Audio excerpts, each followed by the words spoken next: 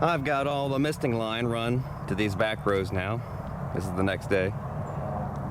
And got my fittings hooked up. You see it's really muddy back here still. Say I have a T fitting to connect two of these rows together into one, and then that goes to a two-way to the hose main line. And I wanted to see if possibly I can just run all 4 rows at the same time and still have enough water pressure, and it definitely looks like I can. So I'll go ahead and turn these on.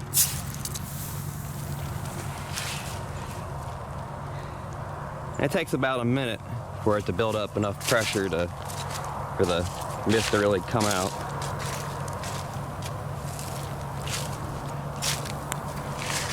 Get back here, I'm not going to get sprayed.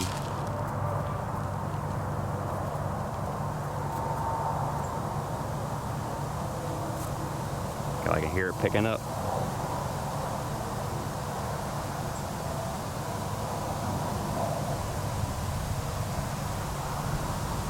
Kind of neat to watch, but yeah, as you can see, each one of these 4 ways is putting out a lot of mist still.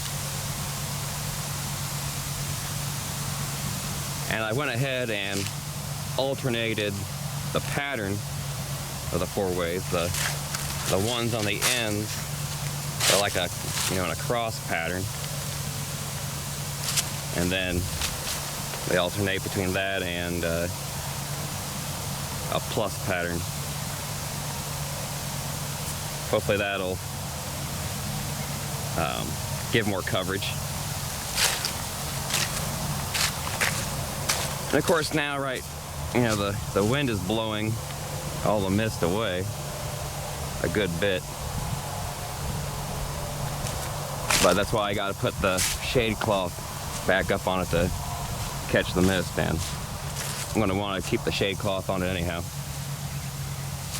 So I'm going to go ahead, turn these misters off, remove all this plastic, and throw it in the garbage, and then put the shade cloth back on, turn the misters back on, and let them go until I think the beds have been thoroughly soaked. I can definitely see some tufts of mycelium in these rows. See one sticking out there. And when I took them off, it looked like there was a fine layer of mycelium all around it. See, this looks like sclerotia formation on that.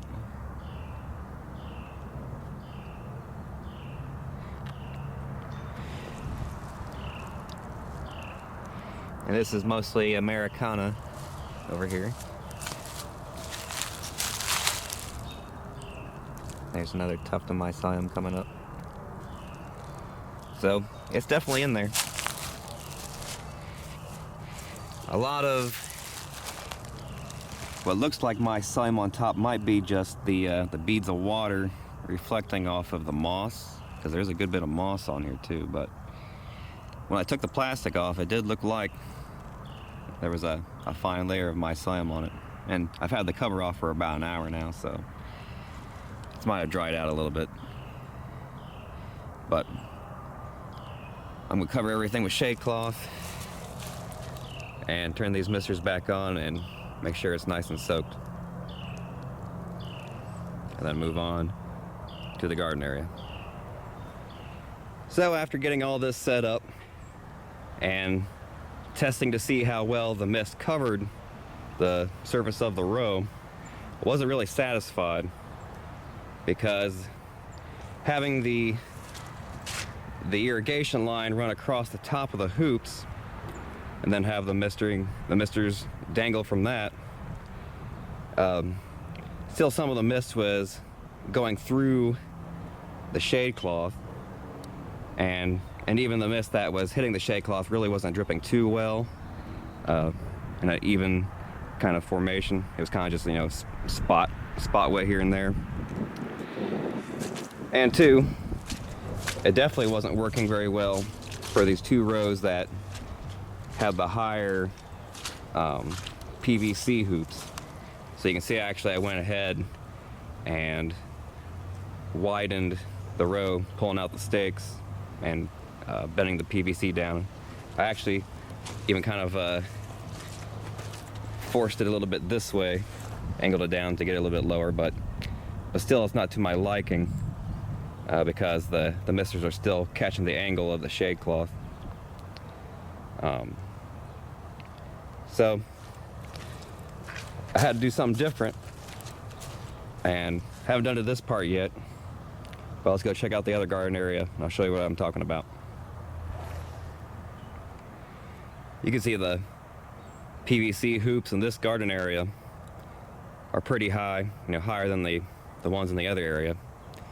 And where I originally have this line going over the top, it's really out of the way. Yeah, my thoughts at first were that it was going to hit the shade cloth, kind of drip down, but yeah, not working too well. On a side note, this row of Emperor tuna, look at all the apples, all the morel mycelium that ate these apples up. There are a couple apples though that have a little bit of mold on them. Yeah, there's a real nice patch.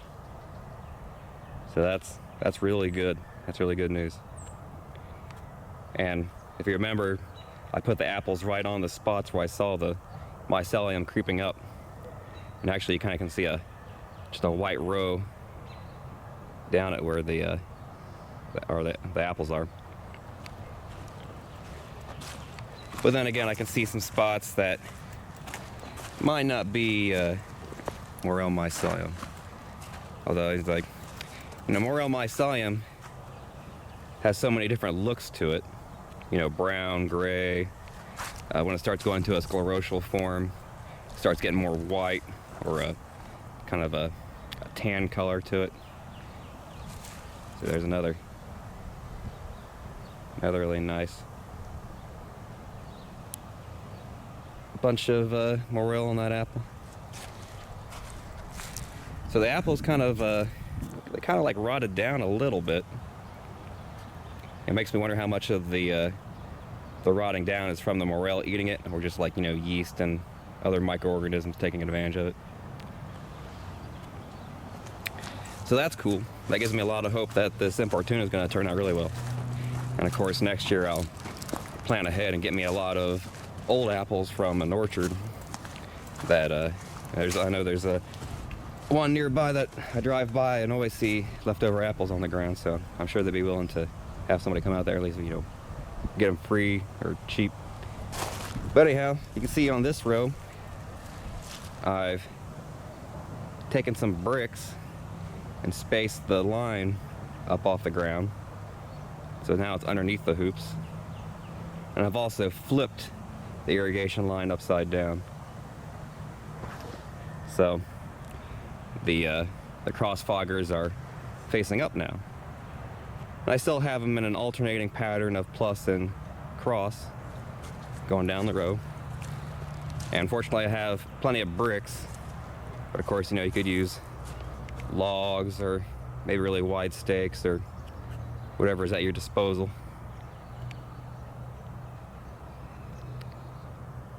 So I've got my lines hooked up just to turn on manually. I got a 4-way here, and of course all these will be going to that 12-volt solenoid switch eventually. So let me turn on this one. Step back a little bit. And of course it's going to take a few seconds for the pressure to charge up.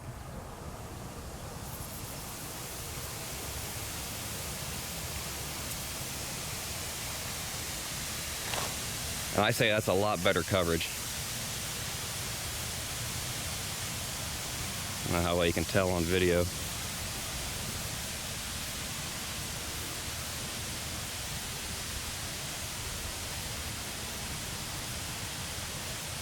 Getting a little spritzy back here. And so, I mean, even right now I can see that the soil's getting wet mostly around it. And some of the water's, dripping off the irrigation line itself because it's suspended, so that's just dribbling it a little bit down the center of the row. And when I get the shade cloth back on top, that'll really contain it in. And, even if it wets the sides of the row, it's going to get the entire row wet a little bit. I just got to leave it running long enough to really soak in. But when I opened these rows up, they were pretty dry.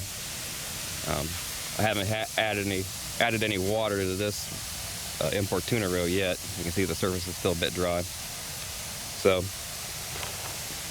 it did rain a whole lot yesterday, so fortunately all that up there is completely soaked, and I won't have to worry about doing anything to it till Sunday.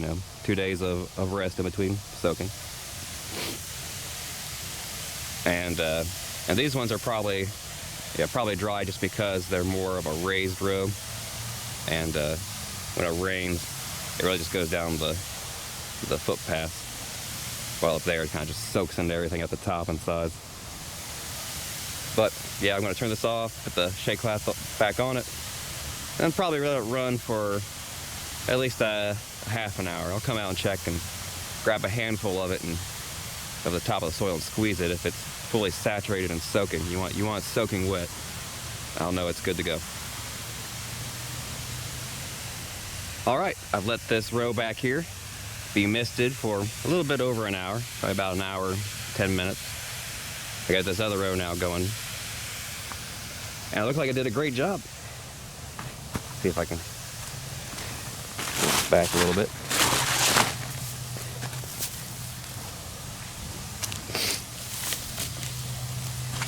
Yeah, it looks very saturated, wet, very muddy.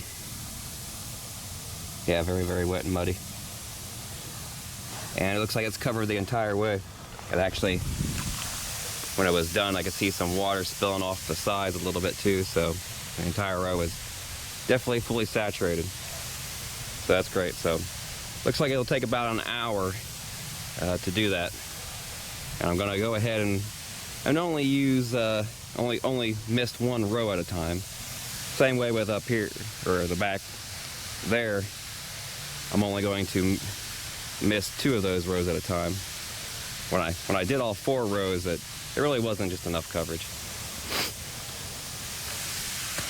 And this row of vulgaris over here, I don't see as much action in it. Here and there I see some mycelium popping up. Let's see, like, yeah, it looks like right about here you see some mycelium.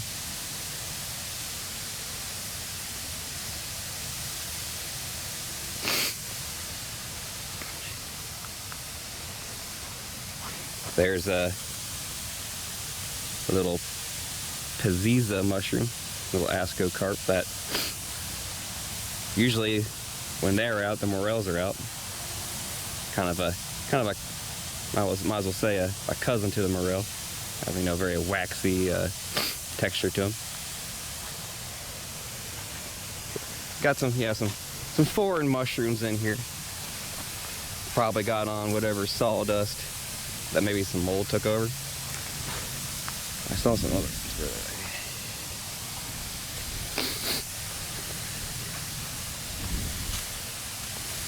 Yeah, somewhere around here I saw some other type of mushrooms. Maybe they've already dried out since I've had it open. But yeah, there's like those little brown mushrooms that you see the first time of the year.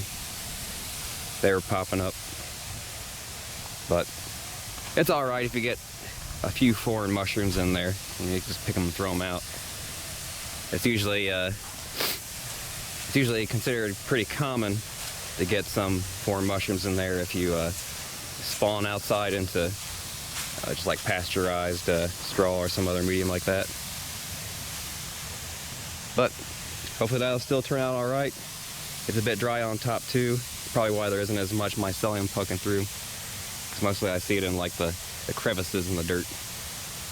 So that row will get, about an hour of misting, just like this one. And then I'll have my garden fully saturated. and hopefully things are gonna start ramping up here in a couple weeks. Maybe start seeing some pins. I still have to do this part back here. I'm gonna do it tomorrow. Same style with the bricks holding the line up. I don't think I'm gonna go back to putting the PVC up on the ones. I'm just gonna leave them wide and flat, even though they're kind of maybe a little bit too low, but we'll see how it goes. But yeah, wish me luck.